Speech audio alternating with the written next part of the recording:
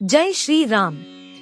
कुंभकर्ण महान ऋषि विश्रवा व माता कैकसी का पुत्र व लंका के राजा रावण का छोटा भाई था। वह बचपन से ही विशाल शरीर का था, जो दिन प्रतिदिन सामान्य मनुष्यों के शरीर से बहुत बड़ा होता जा रहा था।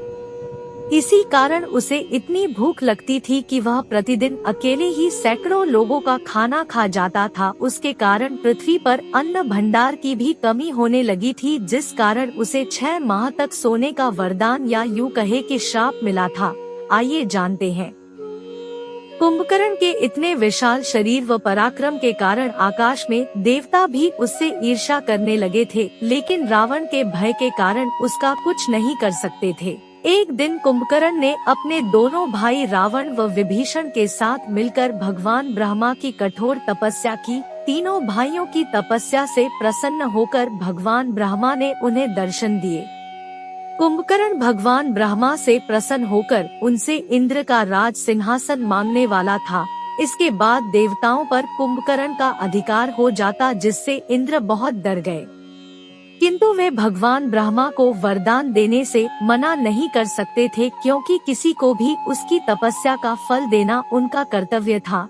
इसलिए वे माता सरस्वती के पास सहायता मांगने के लिए गए।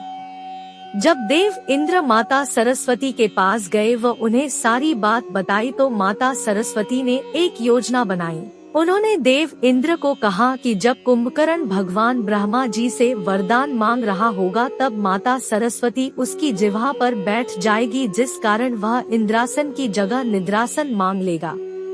जब भगवान ब्रह्मा ने कुंभकर्ण की तपस्या से प्रसन्न होकर उसे वरदान मांगने को कहा, तभी देवी सरस्वती कुंभकर्ण की जिह्वा पर आकर बैठ गई, जिसके कारण कुंभकर्ण के मुंह से इंद्रासन की जगह निद्रासन निकला। भगवान ब्रह्मा ने उसे यह वरदान दे दिया, जिसके फलस्वरूप अब वह जीवन भर केवल सोता ही रहेगा। यह देखकर कुंभकर्ण व उसके दोनों भाई बहुत डर गए।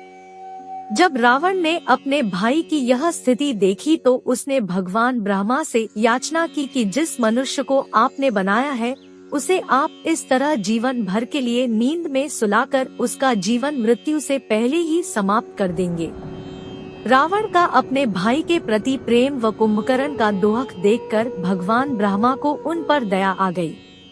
उन्होंने कहा कि चूंकि ब्रह्मा वाक्य झुठलाया नहीं जा सकता है, फिर भी वे कुंभकर्ण को 6 माह में एक दिन निद्रा से जागने की अनुमति देते हैं। अर्थात कुंभकर्ण 6 माह तक गहरी निद्रा में सोएगा व केवल एक दिन के लिए जागेगा, तथा उसके पश्चात फिर 6 मास के लिए सो जाएगा।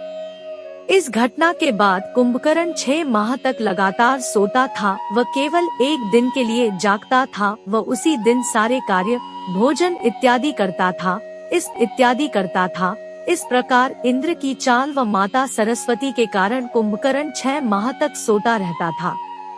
अगर आपको यह कहानी अच्छी लगती है तो कमेंट में जय श्री राम जरूर लिख दे।